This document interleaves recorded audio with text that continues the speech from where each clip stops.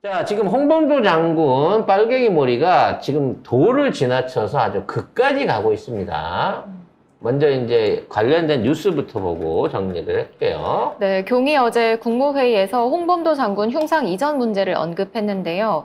뭐가 옳은지 냉정하게 보자면서 전임 문재인 정부에서 왜 굳이 육사에 홍범도 장군 흉상을 설치했는지 생각해보라고 주문했다고 합니다. 너부터 좀 생각 좀 해보자. 저기 말이란 건 너 말 잘했다. 그래, 생각이라는 단어를 네가 알고 있구나. 그래, 제발 어떤 말이라는 걸 할 때는 말이지 생각이라는 걸 하고 말을 해야 된단다. 자, 일단 네 생각부터 좀 해보고 말을 해보거라. 네, 그런데 이렇게 논란이니까 대통령실에서는 경이 이 문제에 대해서 본인 생각을 말한 적이 없다고 이거 해명했습니다. 뭔 얘기지 도대체? 지가 먼저 얘기를 해놓고 파급이 커지니까 자기는 이런 류의 얘기를 언급한 적이 없다. 거기 들은 사람 다 있는데 심지어 녹취록도 있다 그러더라고요.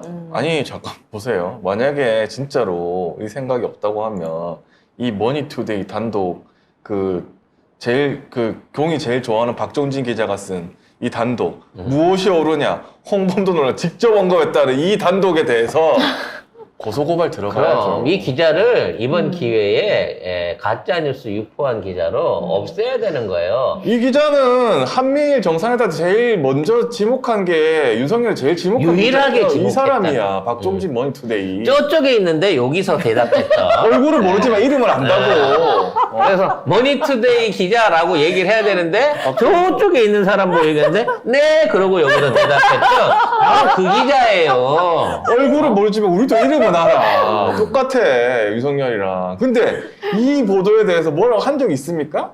한 번도 없잖아. 근데 그래놓고 이제 와가지고 아유 대통령이 이런 생각 얘기한 적이 왜냐면 없어요. 이 얘기 꺼내놓고 나서 아마 이게 늘 그렇지만 얘 생각에 나온 건 아닐 거고 분명히 태호가 이렇게 말씀하셔야 된다고 옆에서 사작사작 해잡고 던진 거고 태호는 이미 오마이뉴스에다가 이 내용을 줬어. 대통령이 이 얘기 했다고. 아무 국무회의에서 발언한 내용 이렇게 단독으로 빨리 뜨기가 쉽지 않지. 딱 던져놓고 놨는데 지금 보니까 분위기 싸하거든. 그러니까 이런 얘기 한 적 없다 그랬는데 이미 머니투데이 이게 나가버린 줄 모르는 거지. 그러니까 대통령실 안에서도 김태호 같은 친일파들이 지금 이 내친 김에 끝까지 가야 된다라고 몰아붙이고 있는데 반해서 수습이 안 되는 거야. 나머지 지금 어떻게든 이걸 땜빵 해야 되는 애들은 이거를 지가 말했다고 그러는데 누구한테 뒤집어 씌울 거야?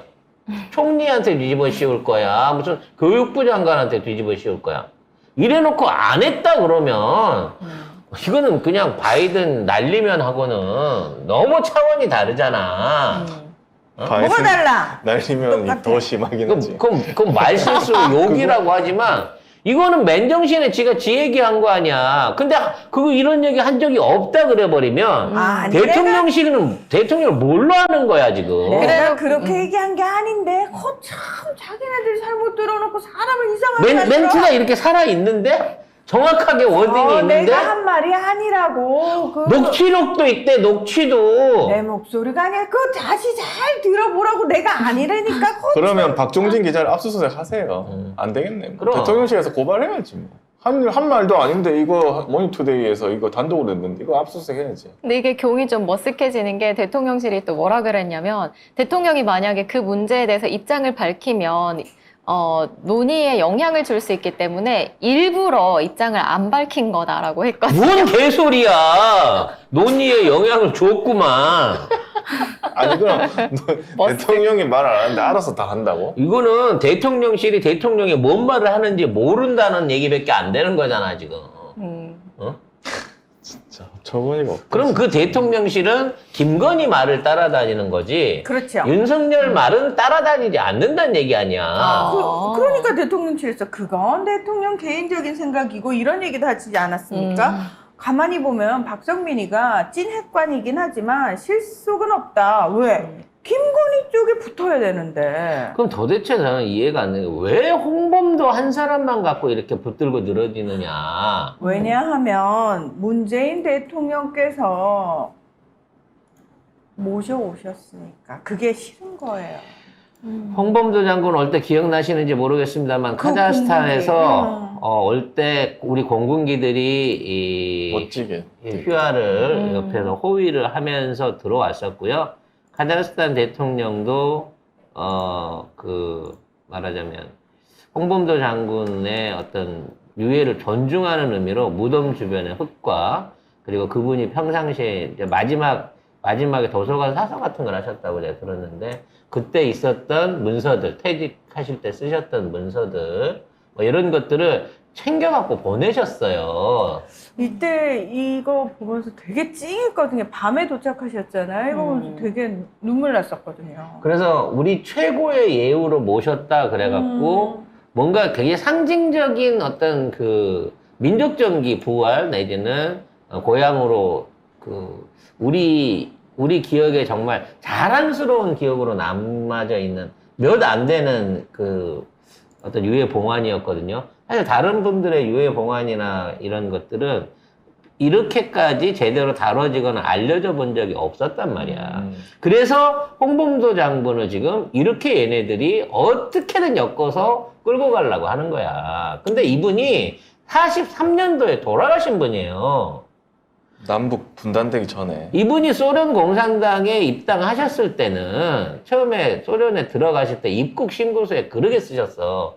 나는 직업이 의병이고 내가 소련에 들어온 이유는 고려의 독립을 위해서 들어왔다라고 입국 조사서 쓰신 게 지금 기록으로 남아 있어요. 그리고 소련에 공산당밖에 없는데 어떡하나? 소련의 지원을 받으려고 하면 그 공산당에 가입했지만 그 공산당 뭐 활동에 관계없이 이분이 하셨던 거 독립운동이었고 43년도에 돌아가셨으니까 북한의 건국이나 6.25 전쟁이랑 아무런 상관이 없는 분이야. 여기에 직업이 의병이다. 목적은 고려 독립이다. 이렇게 소련에 입국할 때 서류입니다. 이게 말이 안 되는 억진 거예요. 공산당으로 연루시켜서 이거를 김일성, 김정일하고 엮는 거는 정말 이걸 뭐 어떻게 생각해야 되지? 김씨면 다 전부 다 김일성 친척이라는 얘기만큼이나 말이 안 되는 얘기가 되는 거야. 근데 이런 짓거리를 하는 이유가 뭐냐라는 부분을 여러분들이 좀 이해를 해주셨으면 좋겠어요. 이게 뉴라이트가 추구하고 있는 이른바 일제잔재를 청산한 게 파묻기와 청산이 아니고 일제잔재를 완전히 묻어버리기 위한 매우 간교한 술책입니다. 이게 뭐하고 연결이 돼 있냐면 건국절, 이게 8.15를 건국절로 연결하고 그 다음에 국부를 이승만으로 세우려고 하는 거 그리고 공산주의자들을 전부 다 독립운동 선상에서 빼내려고 하는 게 똑같은 맥락에서 이루어지는 거예요. 이 뉴라이트 일본의 그 사학자들이 친일파들을 지원하고 친일파들한테 힘을 북돋아주기 위해서 주장하는 게 식민지 경제로 대한민국이 일어났다는 거야. 즉 8.15 때 있었던 대한민국의 그 광복과 나중에 정부 수립은 일제가 남기고 간 일종의 산업 컨텐츠와 현대화되어 있는 문명 컨텐츠 위에 미국에서 온 이승만이라고 하는 사람이 갖고 왔던 자유민주주의가 결합해서 만들어진 거고, 그거를 무너뜨리기 위해서 남북 전쟁이 일어났을 때, 그와 관련해서 싸웠던 사람들, 그 사람들의 피로 인해서 만들어진 자유민주주의 경제체제와 국가체제다라고 우리 쪽 사학에다가 이거를 주입을 시키는 거예요. 이렇게 되면 어떻게 되냐면, 예전에 친일파 행동을 했던, 그러니까 지금의 그 식민 치하에서 친일파 행동을 했던 사람들은 완전히 단절돼서 없어지고, 그 사람들과 미국에서 들어온 민주주의 세력이 합쳐져 갖고 새로운 국가를 만드는 거기 때문에 이 국가를 지키기 위해서 반공행위를 한 사람들이 애국자라는 거야. 지금 무슨 얘기냐면 친일파가 어느 순간에 반공주의자가 되는, 그래서 이 사람들이 국가의 기틀, 48년 48년에 우리 대한민국이 건립할 수 있었던 경제적, 문화적, 역사적, 국가적 기틀을 다 만든 사람들이다 라고 하면서 친일파들한테는 면죄부를 주고, 대신 공산주의 활동을 했거나 공산주의에 소속돼 있던 사람들을 탄압하는 거를 정당화시키는 거예요. 이렇게 되면 이승만이 사실상의 가장 위대한 지도자가 되는 거야. 사람 국민을 제일 많이 죽인 이승만. 그리고 그 이승만을 따라서 막 뭐 온갖 학살을 저질렀던 북에서 건너왔던 빨갱이들부터 시작해. 걔들이 진짜 빨갱이지, 북에서 왔으니까. 박정희는 어떻게? 그리고 국내에서 친일파로 있다가 반공운동으로 돌아섰던 이 모든 사람들이 갑자기 건국지사, 애국지사가 되는 거고, 마찬가지로 독립을 위해서 공산주의에 조금이라도 손이 묻었던 사람, 연결이 있었던 사람들은 전부 다 민족 반역자로 역으로 돌아가 버리는 프레임을 취하고 있다고. 친일파가 신났습니다, 지금. 친일파가 신났고, 이 역사를 보면은 박정희가 대통령장을 먼저, 건국훈장 대통령장을 홍범도 장관에게 수여를 하고요. 노태우가 유해 봉환 시도를 합니다. 그리고 박근혜 때 해군 홍범도함이 있어요. 요거를 이제 이름을 딱 정한 거예요. 잠수함이죠. 네, 잠수함 이름. 그래서 지금 뭐 잠수함 이름 바꾼다 만다 하는데 해군은 안 바꾼 것 같고요. 근데 이거 안 바꾸면 또 이상이 웃기잖아. 하여튼 해군이 그러면 윤석열 체포라든가 아무튼. 자, 그 다음에 문재인 대통령 때 유해 봉환이 돼가지고 건국훈장 대한민국 장을 수여를 그래서 합니다. 저 훈장을 이중으로, 이게 박정희도 한 번 줬고, 그 다음에 문재인 대통령도 줬다 그래갖고, 이 절차상의 문제가 있다 보훈처에서 이거를, 훈장을 박탈하겠다는 거예요, 지금. 네. 그리고 아까도 얘기했죠.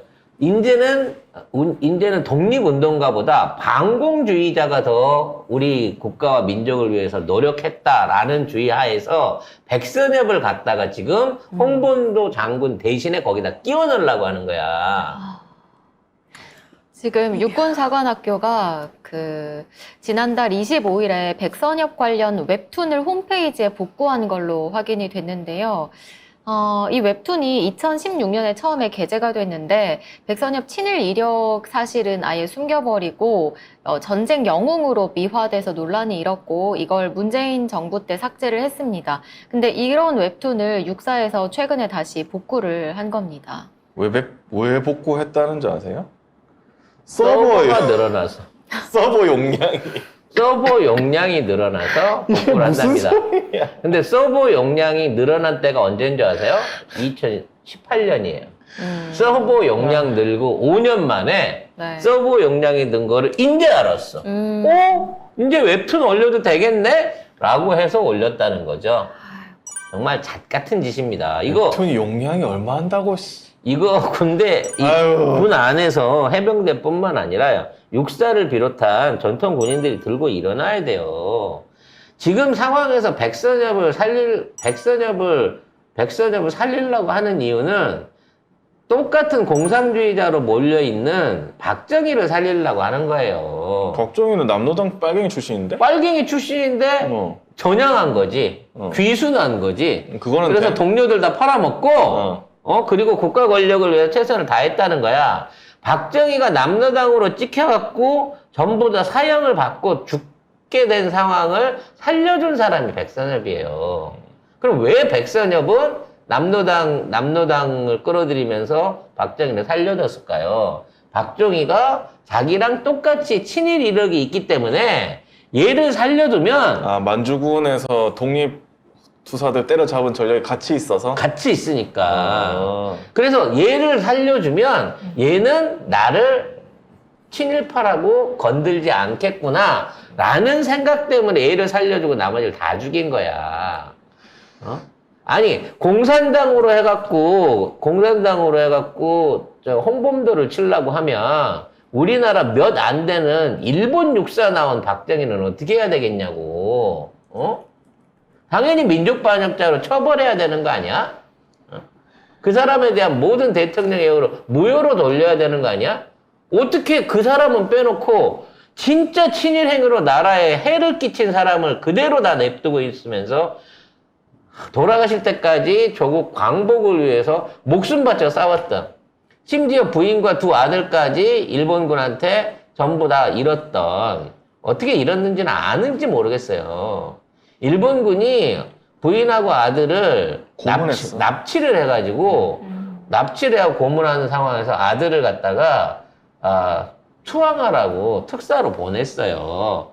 안 가면 엄마랑 형제가 죽는 상황에서 그 상황에 홍범도 장군 뭘 하셨는 줄 알아요?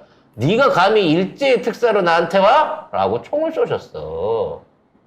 물론 그걸로 죽진 않았습니다만 그 이후로 그 아들이 아버지한테 사죄하는 의미로 의병에 투신했다가 이분도 일본군하고 전투에 돌아가셨단 말이에요. 두 자녀와 아들이 일제의 어떤 그 간교한 가족은 건드리는 거 아닌데 이 새끼들은 그게 그 당시에 방법이었으니까. 지금도 그러고 있잖아. 가족. 그러네. 하고 있어요. 일본 애들 하는 수작이 그런 거네. 가족들 갖고 협박하는 거.